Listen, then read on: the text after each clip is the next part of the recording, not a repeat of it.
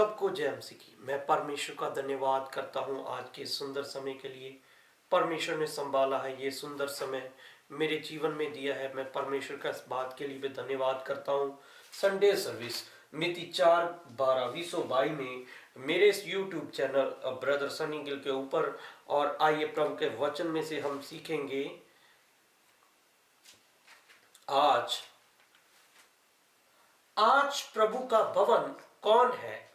इस बात के ऊपर हम सीखेंगे आज प्रभु का भवन कौन है। प्रेरितों के काम अध्याय 17 और 18 में इस YouTube चैनल के ऊपर।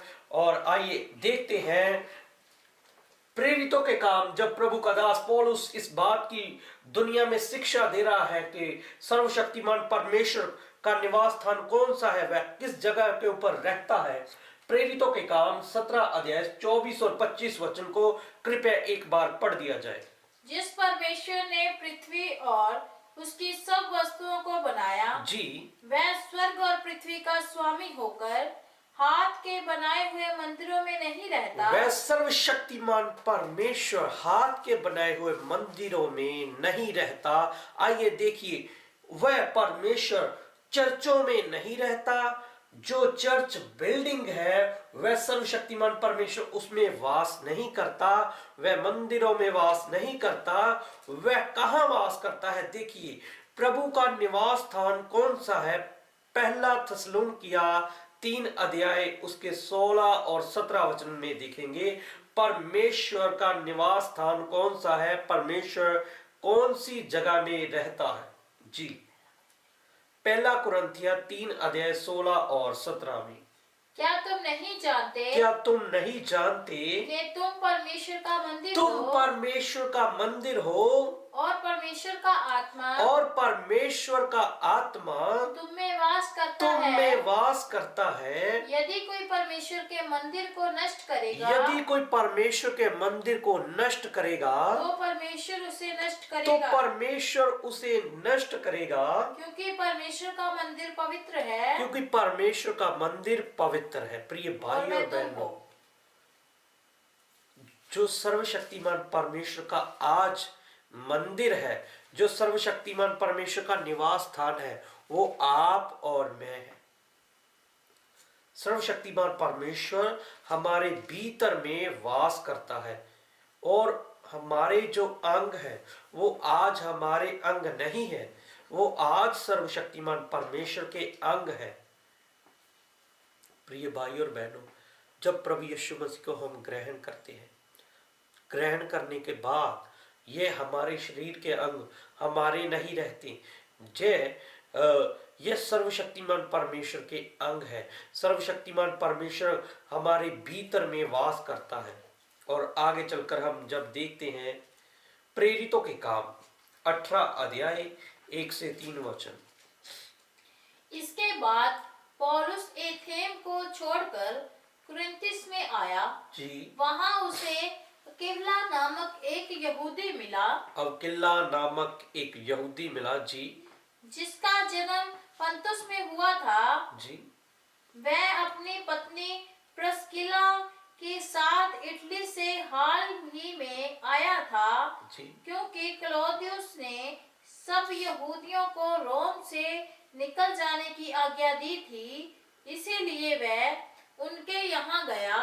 उसका और उनका एक ही उद्यम था। जी, इसलिए वह उनके साथ रहा और वह काम करने लगे और उनका उद्यम तंबू बनाने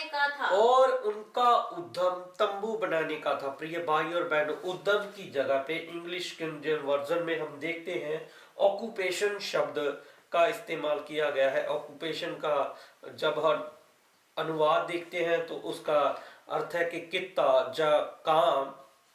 और इधर प्रभु के दास का जो काम है, प्रभु के दास पौलुस का जो काम है, वो तंबू बनाने का काम है। और सेवकाई के दौरान प्रभु का दास जो है तंबू बनाने का काम भी प्रभु का दास कर रहा है।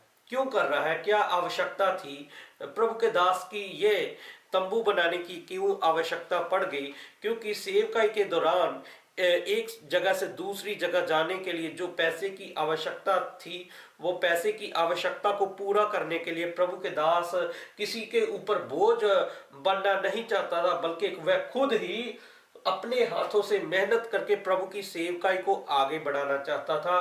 प्रेरितों के काम 20 अध्याय उसके 34 वचन में लिखा है, कृपया पढ़ दिए एक बार।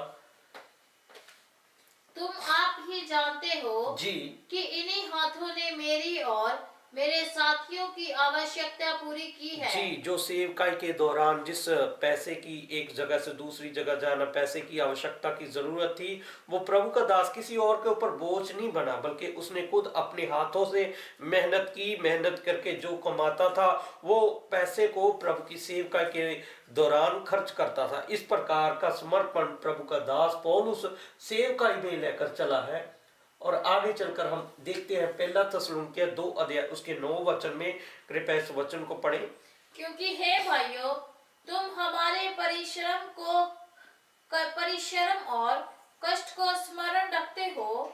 हमने इसीलिए रात दिन काम धंधा करते हुए तुम में परमेश्वर का सुसमाचार प्रचार किया कि तुम में से किसी पर भार ना हो। कि तुम में से किसी पर भार न हो। इधर भी प्रभु के वचन में प्रभु का दास पौलुस लिखता है कि मैंने दिन रात काम धंधा किया कि सुसमाचार का प्रचार जो बंद ना हो वह बल्कि चलता जाए। पैसे के कारण वह बंद ना हो बल्कि चलता जाए और प्रभु का वचन दुनिया के कोने तक फैलता जाए। जी आगे प्रभु के वचन में से पढ़िए दूसरा थिस्सलुनीकियों 3 अध्याय उसके 8 वचन में से।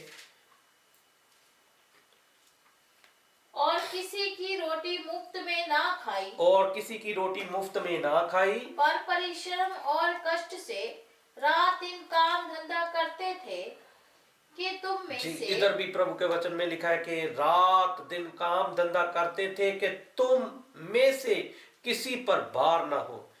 प्रभु के दास ने किसी के ऊपर पैसे देने के लिए बोझ नहीं बना के मुझे पैसे दो, बल्कि उस प्रभु के दास ने स्वयं अपने हाथों से मेहनत करके वो जो पैसा था उस पैसे को प्रभु की सेवकाई के लिए खर्च किया है।